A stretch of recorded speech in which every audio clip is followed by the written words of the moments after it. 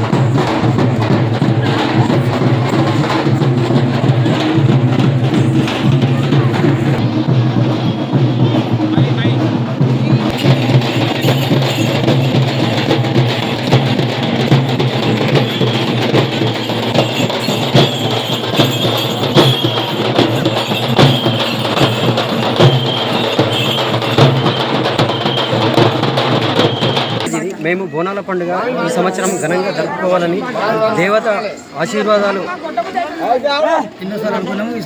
గౌడిచెర్ల గ్రామ సర్పంచ్ జ్యోతి రవీందర్ గౌడ్ ఎన్నో సంవత్సరాల సంది మేము బోనాల పండుగ ఘనంగా జరుపుకోవాలని అనుకున్నాము. ఈ సంవత్సరము మాకు దేవత అనుగ్రహం ఉంది, అందుకే పండుగ ఘనంగా జరుపుకుంటున్నాము.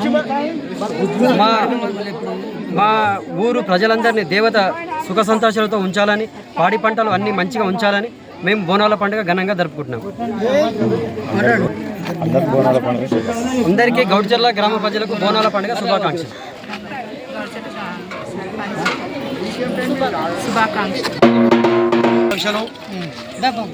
గత 4 ఏళ్ల నుంచి గ్రామంలో గౌడిచెర్ల గ్రామంలో బోనాల పండుగ వేడుక చేయాలని భక్తులు చాలా అధిక సంఖ్యలో ప్రేమించుకున్నారు, కానీ వాళ్ళకు వీలు కాలేదు.